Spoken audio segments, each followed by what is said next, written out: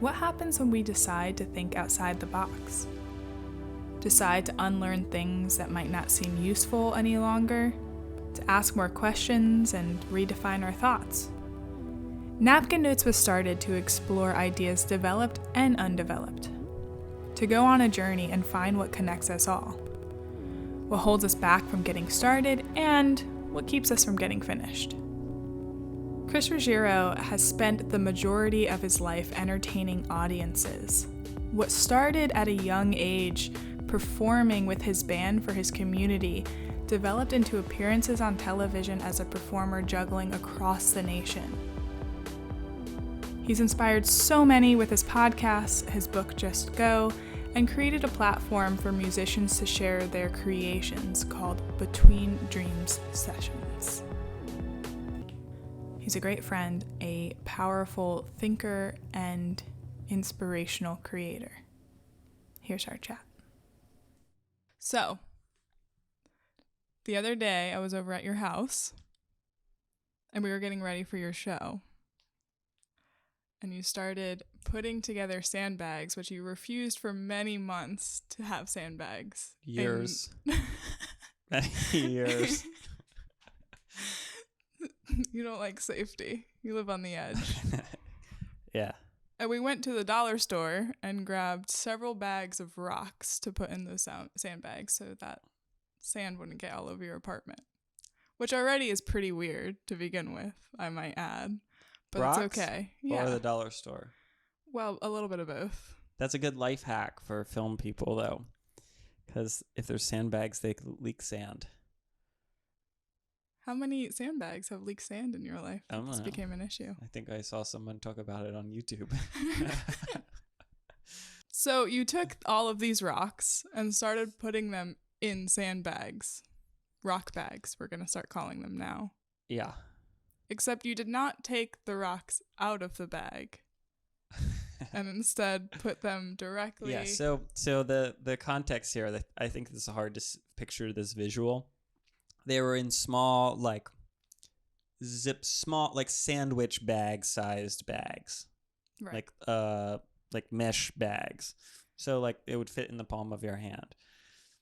And yeah, I was like, I need these mesh bags of rocks into sandbags, which I guess most people listening to this will be from like film and worlds that understand what sandbags are, like these black two-sided bags, like a saddle that you saddle onto the bottom of a stand so that it gives more weight at the bottom so it doesn't fall down, traditionally filled with sand. But for some reason I have the idea that when you fill the thing with sand and zip the top closed, the zipper is not going to be a good sand holder, and there's going to spill sand all over my house or on my gear or wherever. So my idea was that I will put rocks in there because I saw that on the line somewhere. And yeah, I put the mesh-sized bags of rocks instead of dumping them into the black sandbag. I just put the whole thing into the sandbag. And for you, that made so much sense. It was completely normal. I was like, why? What world would it make sense for me to take, first of all, find like scissors to cut the bag open and then dump those things into there? Because I was like, what if I want this mesh bag of rocks for something else later? Then what am I going to do? So there are so many layers of thoughts that went into the sandbag approach. Yeah. It's interesting. I think there is something in that comes from, I have a bit of a thing. I think it comes from when I was a little kid of like savoring things in a way. That's a weird maybe way of describing it when you're not talking about food, but like even like gadgets and tech and gear, like I kind of like baby all of my it's weird because I baby all of my stuff, but then I also don't. Like it's usually like there's a camera on the floor if you walk into my room. So but it's like safe there if there's not anyone else in there. Like it's safe for me. Like I'm not gonna kick it, I'm not gonna step on it, I'm not gonna knock it off. But I think I have this thing where I'm like been always very like babying and like really like caring for things because I feel like I want them to like if I like a piece of gear or something, I want to save it, and even with like opening boxes of stuff, like I don't like tear apart boxes. You keep them in your kitchen And for I- several months. Well, yeah, like cardboard boxes for sure. But then even like if you buy like a new set of headphones or something, it comes in this box that's like usually like a pretty elaborate box because it has like it's like a display case, if it, you know, as it was at the store. And I always feel that I don't know where this comes from, but I always have that thing. I'm like, well, I need to save this. I'm like, why? Like, I'm not gonna ever return them. And if I did, I won't need that original box. Like if they break, they'll be like under, you know, whatever. I don't know, but I think it comes from that as well. Of like, I was like, oh well, like that's part of like just saving that thing. Then I was like, cool, I could maybe, what I could use these rocks for something else maybe later. Your fish tank. In my fish tank. In which case, you would have to take them out of the bags regardless. Maybe. What if there was a fish tank with rocks at the bottom that That were were just- all in bags still? And there's the fake plastic plants that still have like the Petco tag at the top. Just soggy cardboard. Those poor fish. So you've spent the majority of your life entertaining audiences. Yeah. I'm supposing that you would still consider yourself entertaining audiences now, even as a videographer for a bit more of a corporate style gig. Everything is entertainment, really. Oh, that's an interesting one.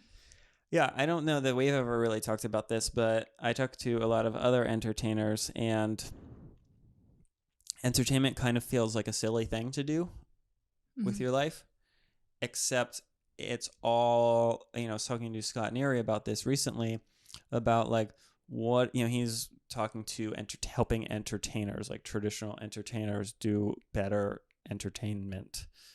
And I was like, well, think about it, like every single thing is entertainment, you know, like all our traditional stuff of the TV, Instagram, like everything we do all day is entertainment, and even advertisements are entertainment. So yeah, like everything I do is either in like real entertainment or like around the block and back to entertainment through like online content or marketing or whatever. Some part of that is entertainment. Even if it's educational, then it's entertainment. Like that's how people learn, by like doing something that they want to learn about, which is fun, which is entertainment. So you've spent so much time being in that sphere of engaging audiences. And I know, at least from my sphere of people, many people look at jugglers and not even think that they actually exist in the world. Yeah. And that it's just a side gig, but you made an entire world out of it. Juggling is a really fascinating one because I think people know that there's magicians. Because everyone like had a magician at their birthday party or something, or you've seen one at a restaurant or something. But like with juggling, it's like, oh yeah, like my uncle at a birthday party like grabbed some bean bags and juggled. It was usually not like a guy came that your parents paid for. So yeah, it's an interesting one, and we've talked about that before. Of like, imagine the worlds that you can rabbit hole down into. Of like, if I could start talking about juggling for the rest of my life, of like stories that I've had. And I'm like, oh well, I learned about like there's corporate events, and then there's college events, and there's theme parks, and then you can do ambient juggling at like a party where you're there for 3 hours, and you just like when people are walking in, you're juggling, and they take a photo of you and they walk by. And then there's like, you have your show, or you could have like a 4-minute act or an 8-minute act, and you could be in a circus troupe. And then like, there's like 8 other people. Everyone comes out, does their act. And then there's a whole show, like a Cirque du Soleil style show. And there's like all little like variations within that. And then I'm like getting into like analog tube compressors to record music on. And I'm like learning that they're like $4,000. And it's like, I'm like, yeah, oh yeah, that does this, because I'm like really like listening in. But like if anyone would listen to it, they'd be like, yeah, there's a singer singing. But I'm like, well, no, it kind of does this, and it brings this down like this. So that might have been a stretch to tie this whole loop back together. But I actually kind of like that of, how you can become super particular, which is so important for entertainers and artists and creators in any way. I think one of the assets that I have is that I don't do things the way that other people do them for the most part, because I like made it up, and I didn't go to film school. I didn't go to audio school. It doesn't sound right. It doesn't sound right. What's audio school called? I guess I'm not sure. Maybe there isn't one. Like Berkeley School of Music. It's a music school, I guess. There's like Audio engineering, schools. but like film Yeah. schools just sound. The film kids were like, we wanted this to sound cool. So I didn't go to film school, and I don't have a degree in audio engineering. I don't have a degree in marketing. I don't have a degree in business. I don't have a degree in any of the things that I'm like being paid to do. So I had to develop all my own particular ways of doing things. And I think that's the asset of like, yeah, I'm going to like fill the sandbags the way that I want them to be done.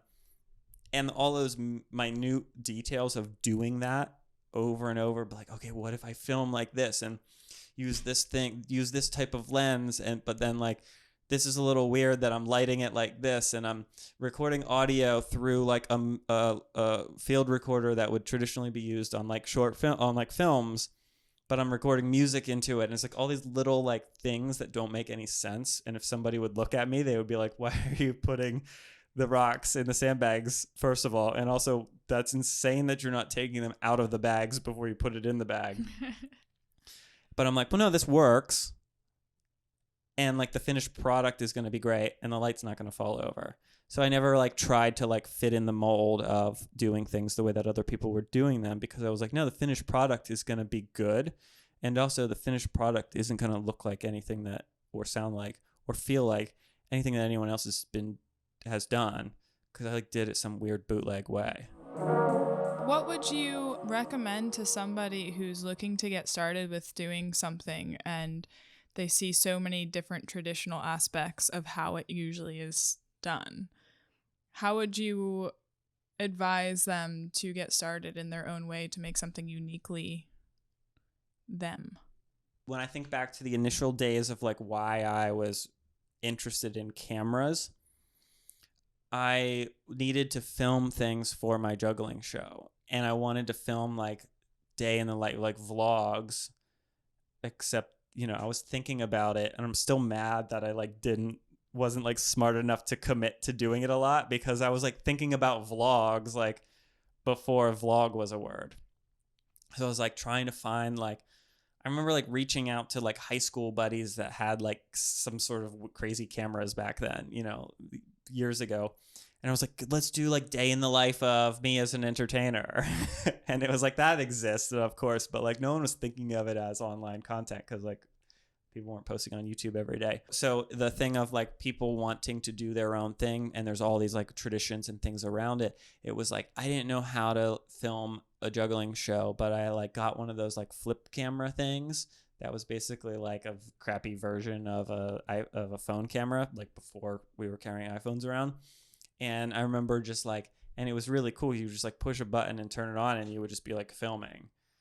And then you could just use that film, whatever, and then you would be able to have a cool video. And then when I started doing podcasts, I bought a Blue Yeti microphone, because it was like, people were like, this is the microphone you buy when you want a podcast. So then all of those things combined, and now it's like, okay, now I have like, I like this particular microphone that it does a thing for my voice. So it was like, I don't think I like purposefully ever went out and was like, I'm going to do things my way, not the way that other people do them. It was just like, well, I've got $100 and I need a camera. I have $100 to buy a podcasting mic. I'm going to buy a Blue Yeti. It was like $100 at the time. I plugged it into USB into my thing. Then it was like, from there I learned. And I think what the challenge is with most creative people is that they see like what we're doing now in Between Dream Sessions is like this like pretty cinematically beautifully shot and lit, good sounding living room session acoustic music, but it looks really good. I like saw that in my brain like 6 years ago, and like every one of them I'm like, oh, this is like I think we finally got to the point where it's right. And it's obviously not. It's like every one I say that because it gets better. And then like I've shown you the one from like 5 or 6 years ago, and it's in a staircase on a GoPro with like no microphone. And it was only a couple years ago. But it was like I had to start there. Then I learned like there's no way that we know what our particulars are until we do them. And be like, oh, this is how I do it. And it's like you hear back to like even big movies when you hear like the behind the scenes of like the 70s movie directors. They were like, yeah, I don't know. We built this thing. And now that's like how they do it now, because like some director was like, well, yeah, we were like, we ran out of time that day and like somebody had to hold this thing over here. And now like in every movie, somebody holds this thing over here because they're like, that was actually the way to do it. The biggest reason why people don't start something is because they see Joe Rogan's podcast and they're like, oh, he's in a spaceship and he's got all these mics and he's got A-list celebrity friends. They're like, well, I don't have that, so I can't do a podcast. And with everything, you know, I see it with live theater things. You know, the jugglers and stuff are like, well, I don't have my own sound system and I don't have a backdrop and I don't have this. And I'm like, I started doing shows in backyards for like $60. And like the kids were like swimming in the pool, and then they're like, yeah, cool, do a show. And I was like, what do I do? But all of those became like little tools that I built into my toolbox of, okay, cool, when the audience is distracted, maybe your job isn't to do a juggling show. Maybe they want you to throw the juggling ball at them and then they'll throw it back to you. Like maybe you're playing catch for $60 today. And it's really hard to do that because people are like, well, no, I like dedicated. This is what I do. I'm like a juggler and I'm going to do my thing. I'm like, no, yeah, it's cool. You could say that, except that's not what, like, are you going to do what you think is important, or are you going to do what makes the audience happy? Those are probably the ground floors of what my whole like entire like world view of like audience experience comes from, because like nobody wants a juggling show. Some people might enjoy a juggling show, but nobody like goes out like, I really want to see a juggling show tonight. I think it's an interesting one of like a book length. So you were like thinking about your book and you were like, I want it to be 200 pages or something. I was like, that was just made up because someone else said like, well, if it's a long book, that means it's probably has important things in it. Or like when we were kids, they were probably like, yeah, like your book report needs to be 14 pages or your whatever. Your essay needs to be that. I'm like, why? That always used to like so frustrate me. They're like, you have to make it 12 pages. And I was like, why? Then it's like, well, of course, everyone's like, well, if you put a little like 1.2 inches on the side, you can write one less sentence. Like you spend way more time trying to figure out like the spacing to make it like one more, like add one more line at the end when you just spent like another 5 minutes writing another line. But that was always very frustrating. So I was like, who made this rule? The English teacher? And why? And why is she allowed to make that rule? So like now I never really thought about this or expressed it too much, but that's like so fast. I just remember being like, no. And I think that's a fascinating thing right now. People are like, oh, this book needs to be 150 pages. And I did that. I was like, oh, I want my book to be 150 pages. Now I'm like, I kind of want to write books that are like, you know, like 9 pages. I think there's actually like some physics that it can't be 4. Like they can't actually make it if it's not enough. Or else, unless it's like stapled in the back. And it's an actual pamphlet. I love that. I love people that are like, what if the book is 12 pages? What if less things is way better? It's like a movie. Why is a movie 3 hours long, 2 hours, or an hour and a half? People won't think that time is, and that was relevant in the juggling thing. People were like, well, we want an hour. We're paying you $4,000 or something. I'm like, well, no, like an hour's not great to watch you juggling after your company people ate dinner. Like, you know, a 25-minute show is way better. But a lot of people have this tradition set in their mind of people get paid by the hour. If you're making that many thousands of dollars, like we at least want an hour from you. We don't want 12 minutes or 14 minutes or 25 minutes. And I think that's pretty fascinating of like, why? Because people are in this mindset, because they're stuck in a tradition of people get paid by the hour, and it's insane to pay somebody to do something for 8 minutes. I did a show, one of my early days, one of the biggest shows I did in the early days. I flew to LA for it, and they were like, we need you to do 8 minutes on stage at our corporate event to get the crowd hyped. Mm.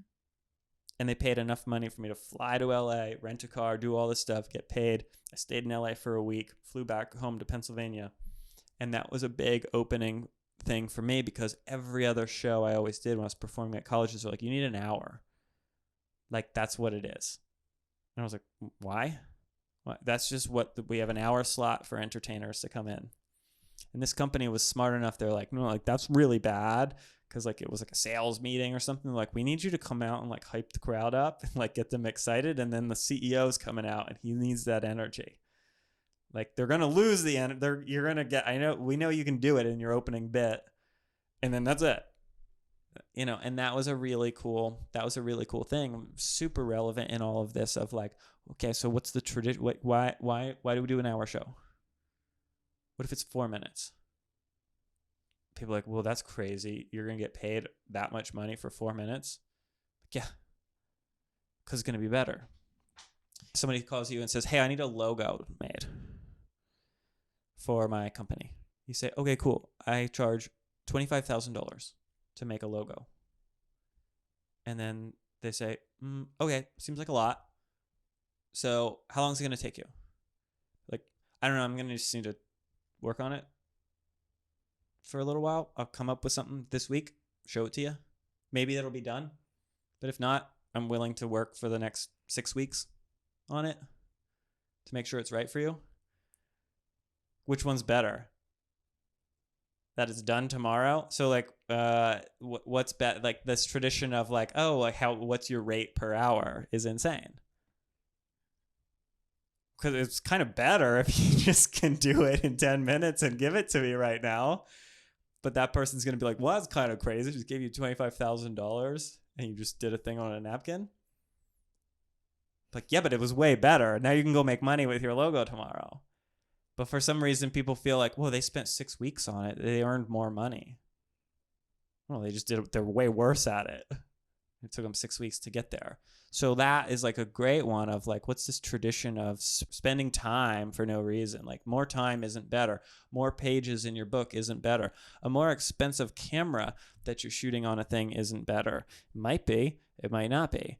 It might be that shooting a TikTok on your iPhone is actually way better than having a really expensive camera, because it just makes sense and you can just post it right away and you don't need to wait for a video editor to load it up into the camera, into the computer and all that stuff. So circling back into all of this of like a crazy, that's like that's a crazy tangent, but it like hopefully makes as much sense in my brain of all of that of like, I think it's valid to look around at all of the, like, take inventory of the things that we see every day and these assumptions that we make and like question them of like, why is a book 200 pages? Why is a movie 3 hours long?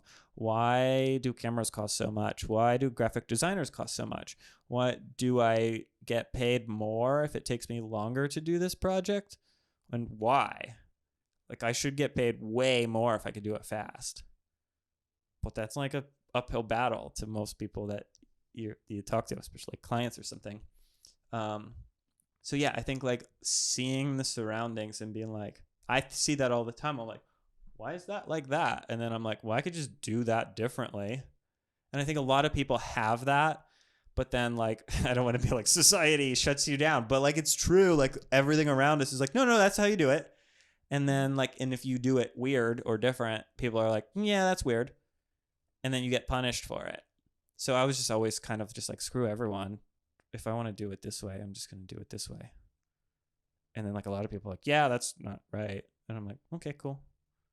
But I was always like willing to like not make money for periods of time with like those work things or, you know, whatever. I'm like, I'm doing it my way and I think it's going to pay off. So like the rebel doesn't fit in the mainstream. And that's by design. If you want to do that, you can. you're not going to get that like immediate payoff though. But the funny thing is, when it does come around, it turns out that you're the only person that can do that thing the way that you want to do it.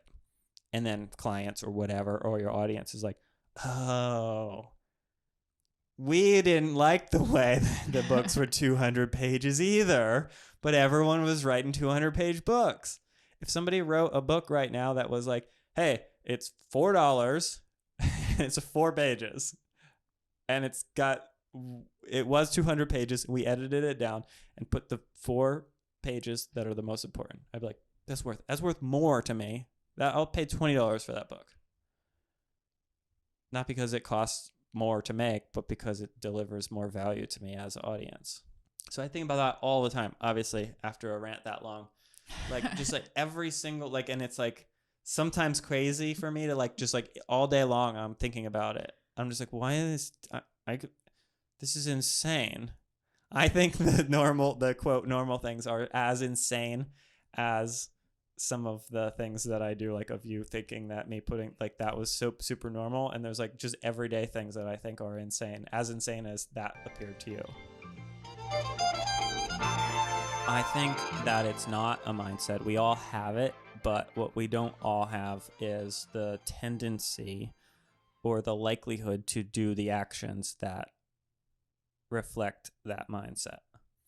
So the hack is, it doesn't matter what you feel like your mindset is or what you think your mindset is. Every single person that you talk to, if they're in like an ounce of the creative world, they'll tell you like, oh, I would love to write a book someday. I always said I wanted to write a book. Oh, all my friends said I should write a book. All my friends say I should have a podcast and tell my crazy stories. All my friends say I should have a YouTube channel and share all the adventures that I go on. They said, all my friends tell me I should have a reality show. Like pretty much everyone has that mindset of like, yeah, I should do that. I could do that.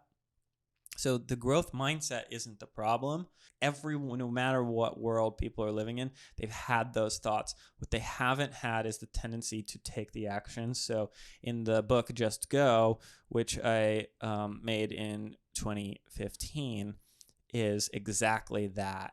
There's the people that see other people that are like doing cool stuff. They didn't see the first one that was in the staircase.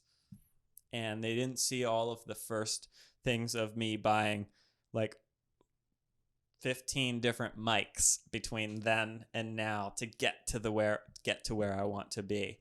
So the wrapped up concise version want to have that mindset of like trying new things and like breaking the mold and doing your own thing is literally in the title. You don't need to read the book if you're mad that I said it was 150 pages earlier. You can read the title. It says Just Go, and that's it. It's the Just Go mindset. I got an idea and I want to do it, and there's probably 0 things stopping you from doing it today. If you want to start a podcast, you can record it into your phone. That's free. And you can post it for free. When I started doing my podcast, it took me like a while to figure out how to do it because there weren't things like Anchor, like that didn't exist. No matter what it is, you can self-publish a book. You don't need to wait for a publisher to tell you that you can publish a book. You can do your podcast. You could do your vlog. You could do your TikTok on your phone. Like, so it's just obviously like whatever, like, and if anyone's listening to this that has something that's like, well, yeah, content's easy, we know we can make it. If anyone has something that is listening to this and was like, yeah, but my thing's different, you can text me or email me, and I guarantee you I will give you the tools you need to be able to get started tonight and have whatever the thing is. Yeah, like you can't, maybe if you want to be a sculptor, like you might not be able to make a marble sculpture tonight, but you can make a little wax sculpture. You can go to Hobby Lobby or Michael's or something and get a little wooden thing, and for like $20 probably get a wood carving thing, and you could make a little marble for somebody or something. It's like that's it. Just go mindset. Idea, make it. And it's going to be terrible. And then 7 years later, you're going to have something that looks like Between Dream Sessions. Like, wow, that was what I saw in my brain when I was standing in that staircase. I didn't know how to set up a light because I didn't have one. That's great. So we all just have to start putting some pebbles in bags. That's what you're saying? Yeah. Do whatever you do, or take them out of the bags, or don't use sandbags. What do I care? So, where can people find you? Where can people find Just Go? If they want to read your 150-page book. That's pretty wildly long, Chris. There's a lot of photos of travels and adventures that I did. So yeah, that's on Amazon. You can search Just Go and my name, Chris Ruggiero, on Amazon and for that book. And you can find Between Dream Sessions at betweendreamsessions.com. That's a music series of acoustic artists. And on Instagram, One Man Variety. Sweet. Thanks, Chris. That's it.